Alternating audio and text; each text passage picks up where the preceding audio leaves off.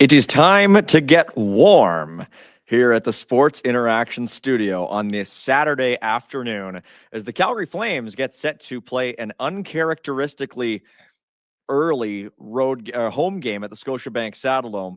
Mike Gould's here with you on another edition of Flames Nation's show, The Warmies. I was going to say most popular or favorite or most unique, but it's just a show and it's got just a host, my name being Mike Gould. Thank you all for joining us. It is not so beautiful outside here in Calgary, Alberta, but we hope you're all staying warm. That is the name of the show. That's the nature of the show. We want you to feel comfortable and join the Calgary Flames and the rest of the hockey world in getting warm ahead of this game. Good to see some regulars in the chat. Jack Rosa asking, how am I? Jack, I'm doing just swimmingly on this Saturday afternoon. Wearing my jacket, sitting inside, just sort of waiting for the start of the game, getting set for hearing from our buddy Ryan Pike on the Warmies hotline, live here in the Sports Interaction Studio in about 15 minutes time. We're going to add this in as a regular segment going forward. It was a great idea and it was a great execution in our last show. And Pike was fantastic. Lets us get some live insight from the Saddledome press box. It's terrific, and we're going to have Pike with us in about 15 minutes. We want to tell you, this old show is brought to you by Sports Interaction Sportsbook and Casino, where every game is your game. From puck drop to overtime, you can bet with Canada's homegrown sportsbook. 19 plus, please play responsibly. Matt C80 has hit the nail right on the head, talking about how Warmies seems like a good and popular name for a show. Matt, you're absolutely correct. And that's why we're so glad that you're with us on this Saturday afternoon. And folks, in the chat, feel free to sauce us your super chats. All super chats benefit the Youth Centers of Calgary. They're great folks. They're helping people in need. And we love to hear what you have to say. Put your comments up on the screen and give that money to the Youth Centers of Calgary. It is just it's a huge opportunity for you to get in on the game and also benefit a great organization. Lots to talk about today. It is the Calgary Flames taking on the Utah Mammoth, a team with which I still hold perhaps unhealthy doses of resentment. If you're just joining us, if you're unacquainted, if you are unaware of the situation, for a long time I had an unusual connection to the Arizona Coyotes organization, and well, they don't exist in their previous state anymore. Utah is now the source, the spot in the 8th Central Division team, and they have taken Arizona's place, and so naturally there's a little bit of cold shoulder, I suppose, to a certain extent on my end. But hey, Utah does deserve a little bit of credit. They were on a bit of a rough run there for a while, but they've won back-to-back games. They are in the first wild card spot in the Western Conference. They beat the Flames earlier on this season in Utah. Now the Flames will have a chance to fight back, give them maybe a taste of their own medicine at the Saddledome here tonight, as the Flames, they are actually the favorites in this game. You might not believe it, but the Flames at minus 120 against Utah at plus 100. So it is actually the Flames who are expected by the folks over at Sports Interaction, by the odds makers, to win this game. Utah at even money at plus 100. So it is a really interesting line there from the good folks over at Sports Interaction. The over-under set at 6, the spread at 1.5, as you might expect. It is going to be a really interesting game at the Scotiabank Saddledome. As we have teed up, the Flames will be wearing their Blasty jerseys for the second consecutive game, having done so a couple of days ago against the Minnesota Wild, a game in which they beat the Wild by a 4-1 score.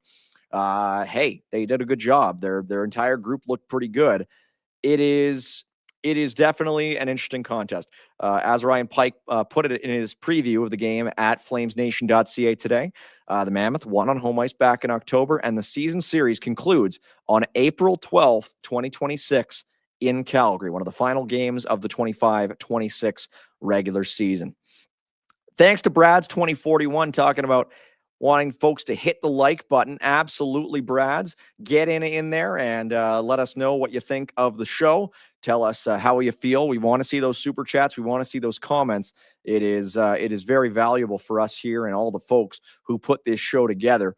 Utah, since they've relocated from Arizona, or I suppose joined the NHL as an expansion franchise while the Coyotes went dormant, they have had some success against the Calgary Flames. They defeated the Flames in their first ever matchup as the Utah Hockey Club last year by a 5-1 score on October the 30th, 2024. Their subsequent meeting was on January the 2nd. It was actually the Utahns' first game of the calendar year 25. They won that game by a 5-3 final score. So Utah, and then following that, they also beat the Flames 3-1 on April Fool's Day in 2025. So to this point, the Calgary Flames have never defeated this Utah franchise, but then again, it's due to happen at some point. And, being a jaded and miserable person that I am, I would like to see it happen sooner rather than later as recompense for stealing my beloved Coyotes. So we'll see if it happens tonight. And come on, if they thought they were going to win me over when they turned to Utah, they could have just, not taken Tija Ginla away from the Flames in 2024. Zane Parek's incredible, of course, but come on. See, Matt C's running the same wavelength, same mind. They stole Tij from us too. It's unacceptable. And so for that, Utah, we are sworn enemies. I'm looking right at you, Utah. I don't care if the Flames are on Team Tank. I want them to beat the Utah Mammoth tonight. I will admit the Mammoth is not a bad name for a team. There have been a lot worse ones in recent years. Seattle Kraken, you're on my list. We'll have a look at the Calgary Flames lineup for tonight. We'll get confirmation from our buddy Pike after the Warmies, but it's very familiar. Lomberg, Beecher, Klapka, Zary, Backlund, Coleman, Sharangovich, Kadri, Farabee, Huberdeau, Frost, Coronado. These are lines that have worked very well for the Flames. They were firing on all cylinders for the most part in that 4-1 win over Minnesota.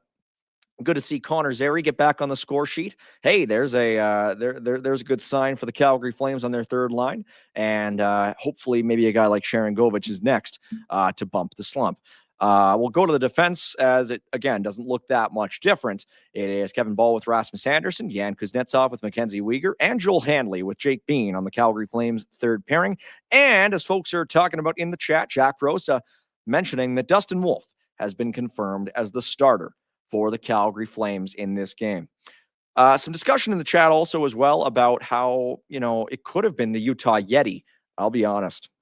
Never was a fan of that name. I think, I'm not a fan of these singular names. I get, Yeti is a plural and Mammoth is a plural, but it's not, I don't know. I'm not a stickler for tradition, but I still just not a huge fan. By the same token, I think Utah Yeti is just a little too cute. I think it's just a little, I'm not a big fan. I would have preferred they stuck with the Utah Hockey Club over going with the Utah Yeti. I prefer the Mammoth to the Hockey Club. But yeah, the Yeti was never for me. It was better though than the idea of Utah Yetis. That's just clunky. That just does not roll off the tongue. Oh yeah, the Yetis. If you write it down on a piece of paper, it looks like you're saying like Yetis. It looks awful. It's just not something for me. So Mammoth, at least to me, is it rolls off the tongue. Looks like a pro sports team name. Utah Yeti to me always just seemed kind of, Jack Rosa. What I mean by cute is like, just a little too clever by half. Not really my kind of thing. Jock JC, the Utah Mormon missionaries. Hey, don't say that too loud in Utah or they'll confiscate your signs and kick you out of the building. That's only half true. Hey, we'll talk a little bit about the Utah Mammoth lineup for tonight's game. One guy who I am a huge fan of, have been back to when he was drafted by the Coyotes a couple of years ago, is Daniil Boot, who is lining up on the second line with Logan Cooley and Dylan Guenther in tonight's game. Daniil Boot, a guy who I have always called Danny Goals. He is 6'7". He's a winger. He's a good scoring winger, and he is a really good player for this Utah HC team. Clayton Keller, Nick Schmaltz, and JJ Peterka on the top line. Interesting to see Nick Schmaltz playing at center, a position that he's almost never played with the Coyotes or the Mammoth. He's almost always been a right winger since he was acquired by the Coyotes way back in 2019 in exchange for Dylan Strome. Interesting to see him playing with Keller and Peterka. of course, he's always had incredible chemistry with Clayton Keller dating back for the last number of years. So, with Peterka on that line, you could see a lot of offense, but also all three of those guys certainly have some defensive shortcomings. So perhaps something the Flames could exploit. Jack McBain with Michael Carcone and Lawson Krause. McBain has had a bit of a tough year in the first year of a big contract with Utah. Krause is starting to find his game a little bit, though. Good to see there for the rough and tumble winger who spent his entire professional career with the same organization. And on the third line, Kevin Stenlund with Kyler Yamamoto and Liam O'Brien. This is not a very good fourth line, especially as it pertains to Liam O'Brien, who is kind of like a diet version of Ryan Lomberg. And when I say that, I don't mean that he's a worse fighter. I mean that he's a worse player. So, he's been a favorite of the Utah coach for quite some time, but just a player, again, who the Flames, if they get that line out on the ice for a while, they could maybe look at exploiting. On the defensive side for the Utah Mammoth tonight, it is Mikhail Sergachev and Jean Marino, Nate Schmidt with Sean Durzi, and Ian Cole with Maverick Lamoureux on the third pairing. Mikhail Sergachev has struggled a bit since, not so much last season, but in this season with the Utah Mammoth, hasn't been incredible. Has always seemed a little bit miscast to me as a number one defenseman. Seems more like a number two or a number three, sort of in the same mold as Rasmus Andersson. But he is a good player, undoubtedly, very good on the power play. I just don't know if I was in Utah's position, if I would have given up what they gave up to get him. J.J. Moser, Connor Geekie, and a couple of draft picks. Felt like a high price to pay, and especially with what J.J. Moser has done with the Tampa Bay Lightning. He's been fantastic. This Utah team has kind of done a lot over the last couple of years where they just, to me, have chased after names and chased after big swings without, maybe considering the cost of what they're giving up. It was sort of the same with Peterka. And the Sergachev trade is a little bit more defensible to me, but he's, having a bit of a rough season for the Utah Mammoth. It is not a bad defensive group, though. It maybe lacks one top four guy in there. You might need one more, but it's not bad. It's not some of the defensive groups that we saw in Arizona, which were certainly a little bit lacking in that department over the years. Utah's big deficiency this year, though, has been in net, and it will be Vitek Vanacek getting the start for the Utahns in tonight's game. Vanacek is 2-5-1 with an .869 save percentage in 8 games this season. He has really, really struggled. He was the backup, if you'll recall, to Sergei Bobrovsky with the Florida Panthers during last year's playoffs, and he spent every second of that run on the bench for Florida. Prior to that, he played for San Jose and for New Jersey. His numbers were not that good in either of those two spots. He started his career as a backup, sort of a tandem goalie with Ilya Samsonov in Washington about 5 years ago. So Vanacek will be the goaltender for Utah today. Again, just has not had a very good start to the season. But then again, backups have often proven to be the Flames' kryptonite over the years, and we'll see if they're able to defeat this Czech goaltender for Utah tonight. Jack Rosa confirming it'll be the same lines as last game for Calgary based on what is happening in the Warmies over at the Scotiabank Saddledome. We'll welcome Ryan Pike into the fold in just a couple of minutes here. Before that, we're going to get to one of our props from the folks over at Sports Interaction, and it sort of pertains to what some folks have been talking about in the chat, if the Flames will score first and when. Producer Michael can set this up. So we'll maybe start with the one on the bottom. Team to score the first goal in regular time. Mammoth slightly favored, or pardon me, the Flames are actually slightly favored in this one at -120, the Mammoth at 115. And if you think it'll be a scoreless tie through regulation time, you can bet no goal at +5,000. Boy, is that quite a bet or what? $1 will get you what, 50? That is, if you win, that's those are quite the odds. And the same applies to the time of the first goal. If it's in the first 8 minutes, 59 seconds of the game, -145. If it doesn't happen in the first 8 minutes and 59 seconds, it's +100. And of course, then at no goal, again, still +5,000. So the odds very much against it being a 0-0 tie through 60 minutes of play, but we have seen it happen this season, and it wasn't that long ago when the Flames took on the Carolina Hurricanes and lost by a 1-0 score in overtime. The standings this season we'll get into shortly here, but we want to tell you, the good folks at Sports Interaction. Head to sportsinteraction.com/FlamesNation 19 plus. Please play responsibly. You can get in on the action with parlay boosts, live betting, and early deposits and payouts. Bet now at sportsinteraction.com/FlamesNation. It brings you closer to the action with real-time betting with a trusted Canadian brand since 1997. Lots of folks in the chat sort of putting in their first goal predictions, a varied group of guys in there. Coronado, of course, a player who has been wont to score first goals in his career, a young career to date. A couple people saying Johnny Beecher, wouldn't that be something? Johnny Beecher got his first goal as a member of the Calgary Flames to kick off tonight's game against the Utah Mammoth.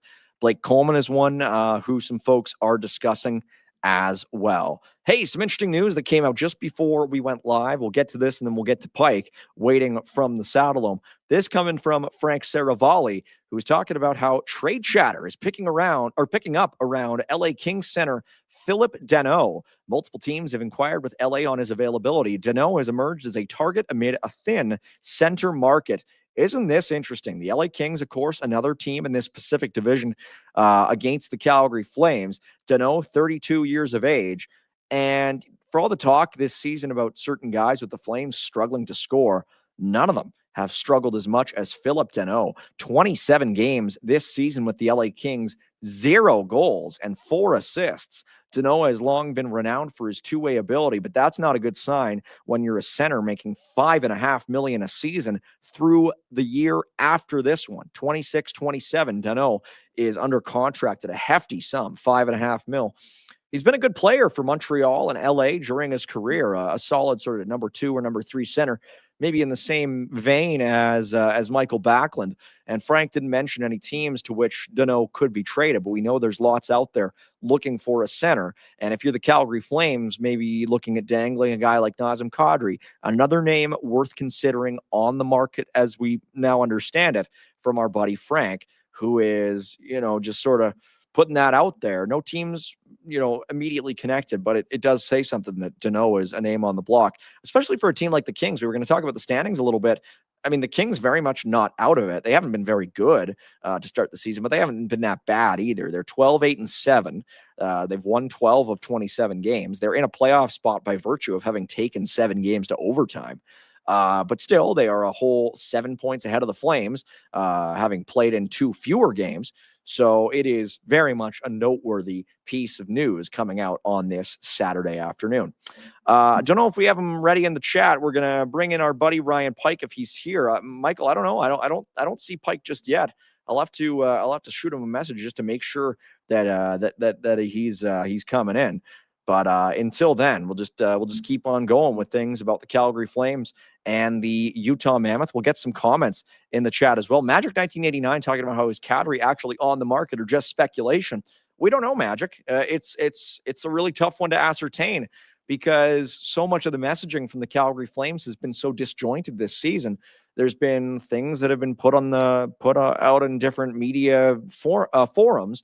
There hasn't been anything directly from Calgary to indicate that they're even listening to some of these offers that are coming in. I mean, even the talk about Rasmus Andersson has been very unclear. There hasn't been anything that has come out specifically to say that the Calgary Flames are actively shopping any of these guys. I mean, obviously, there's been so much that's been said about Rasmus Andersson over the last little while, dating back maybe a year or two. But until I see any trade, and I've been consistent on this point throughout the season, until I see anything happen in the NHL, I won't believe it. As soon as I see anything happen, until I see anything happen with the Calgary Flames, I won't believe it's going to happen. So we'll see. I don't know. It's, eventually things are bound to happen. But the Calgary Flames have made one move of consequence in the last 18 months. So, it's always easier to lean on the side of nothing happening. We'll bring in Ryan Pike, laughing at that chat from Carney S6G. I haven't worked for the Okotoks Oilers in a year, man. I don't walk around Viking Rentals Center like I'm the main star, but hey, I appreciate you paying attention. I do spend a lot on those suits. We're going to bring in our buddy Ryan Pike live from the Saddledome press box. Hey, Pike, do you walk around the Saddledome like you're the main star?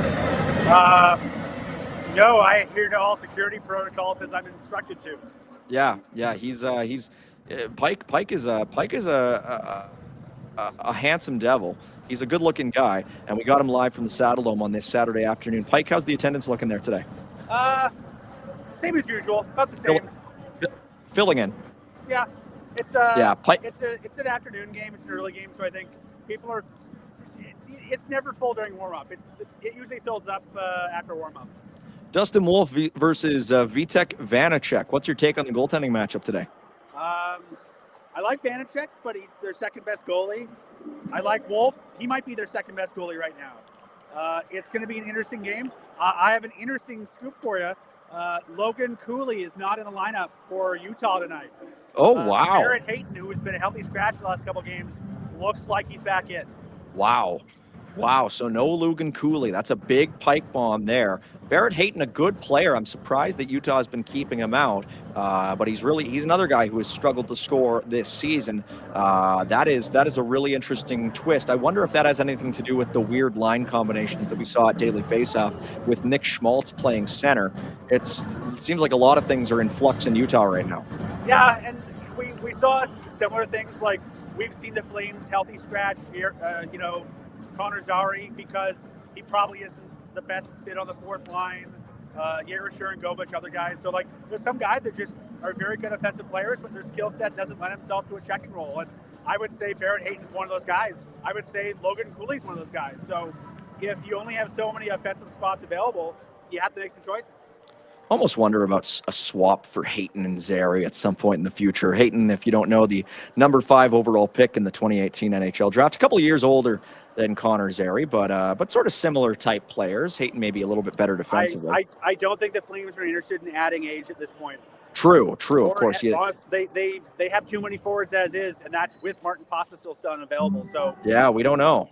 No. So, and at some point they want to get a look at Matt McGriddon again. At some point they want to get a look at William Stromgren.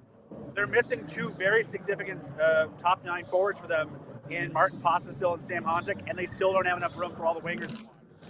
No doubt about it, Pike. Hey, so what's the thing you're most looking forward to see tonight? I mean, the game against Minnesota seemed like a real step in the right direction for the Flames. What do they have to continue doing in this game against Utah tonight?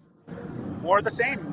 When the Flames play their game at 5-on-5, they can just roll their lines. They're quite good. The only time they got into trouble in the game against Minnesota on Thursday was they took 2 damn many penalties and they were on their heels a bit. And thankfully they have a pretty good penalty kill these days, and so they're able to survive. But I would suggest don't give a good power play that many looks. So they're going to try to, I think, stay out of the box, be a little bit more disciplined with their sticks in the first period. And if they can find their rhythm and get their forecheck going, they're a tough team to play against. Lots of Blasty jerseys in the crowd tonight, Pike? Not especially, mostly red. Unbelievable. The haberdashery in the Saddledome is just is never consistent. Update from the Mammoth PR. Cooley is lower body day to day. Day to day with a lower body injury. We'll have to get something on that over at Daily Faceoff. It's that's a big twist for this game, as Cooley has really taken a step forward at times this season. Utah, I mean, their forward group has been kind of inconsistent. They are coming off a very, very big game at the other night. They have won 2 in a row. Who's looking good out there? What did the Warmies tell you? Did they teach you anything about any of these Utah forwards? They all wore very nice looking jerseys, and they skated in a circle accurately. You like those jerseys? I like the color scheme. I like the logo. I think I like how they integrate a lot of the different iconography of Utah sports into their stuff. So, I think they've done a nice job with their branding, and their jerseys look clean, and that's the best thing you can. You always want just clean jerseys that are easy to read. Come on, Pike. There's no such thing as iconography in Utah. Hey, we appreciate you joining us on this Saturday night. I couldn't resist. That's Ryan Pike from the Saddledome. Appreciate him as always. You can find him at flamesnation.ca. Enjoy the game, Pike. Have a good day, guys. That is our buddy Ryan. He's always a great treat to speak with on the Warmies. And hey, I got to give it to Utah. They did a really good job in creating a decent brand under trying circumstances. I think, my ideal future in the NHL is I think there's a real opportunity at some point for a Utah-Arizona rivalry if they bring back an Arizona team under more stable and capable ownership. Because, there's no reason why a team should be able to work in Utah or Vegas, but not in a different state that's neighboring both of them. So we shall see what the future holds. For now, the NHL at 32 teams and the Calgary Flames at 4 consecutive losses against their new opponents from Utah. Keep the comments coming up in the chat. Lots of interesting stuff worth discussing. Magic 1989. Pike needs a fancy new Shure mic. Absolutely, he does. Not a sponsor, but high quality stuff that I'm very, very fortunate to have my hands on here. It's just been an outstanding piece of equipment, and I hope it makes the auditory sensation for all y'all in the chat just so much stronger on a game by game basis. This is the Warmies. After the game, it'll be myself and Kent Wilson on the Afterburner show. Myself going live from our studio over in Marteloup. Kent joining us remotely with Yasmin producing that one after what will either be a Flames win or a Flames loss against Utah at the Scotiabank Saddledome, the second last game of the year in the season series, currently favoring the Mammoth 1-0. Well, some other games on the docket in the NHL. Some folks in the chat, just as we were going live, were discussing what was happening between the Florida Panthers and the Columbus Blue Jackets, a.k.a. the Sergei Bobrovsky Bowl. And that game ended in overtime with the Panthers winning by a 7-6 final score. Holy moly. Elvis Merzlikins allowing 7 on 40 shots. Bobrovsky at the other end. Both Panthers goaltenders are formerly of the Columbus Blue Jackets, with Daniil Tarasov being behind Bobrovsky over there. And in the end, it was, I believe, Sam Bennett in overtime with the winning goal, his 7th of the year, with Brad Marchand and Gustav Forsling assisting on that one. Bennett and Marchand both with 4-point games for the Florida Panthers against Columbus. Another game also in the books, another 3-point game. It was the Colorado Avalanche staying absolutely red hot, defeating the New York Rangers 3-2 in overtime. The winner scored by Nathan McKinnon, who's got 24 goals this season. Can you imagine having 24 goals by the first week of December? That is crazy. No Flame has 24 points yet. McKinnon's got 24 goals, and he had 2 today to win that game for Colorado. Games that are coming up at the same time as the Flames, it'll be the Devils in Boston to take on the Bruins, and of course the Hockey Night in Canada tailor-made special, the Maple Leafs hosting the Montreal Canadiens at 5 p.m. Eastern, or check that, 7 p.m. Eastern time. 5 p.m. Mountain Time. Time zones are so weird, man. The St. Louis Blues taking on the Ottawa Senators also at 5 p.m. Mountain Time. The New York Islanders visiting the Tampa Bay Lightning. The Nashville Predators in Carolina to take on the Hurricanes. And then a couple of nightcappers. Chicago in L.A. at 7 o'clock local time.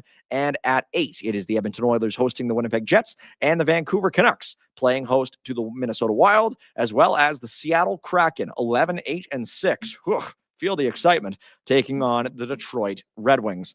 Lots of great games to dive into tonight. The Warmies have concluded at the Saddledome in Calgary. We're only just a few minutes away from opening puck drop at the Saddledome. It is the Flames taking on the Utah Mammoth. And of course, lots to discuss as far as it pertains to the bottom of the standings in the Western Conference and in the National Hockey League as well. It is the Calgary Flames with 24 points in 29 games. That is good for last in the National Hockey League by points percentage. Check that. Not anymore. Second last in points percentage, the Vancouver Canucks. Just below them, 23 points in 28 games. How did that happen? Where did that come from?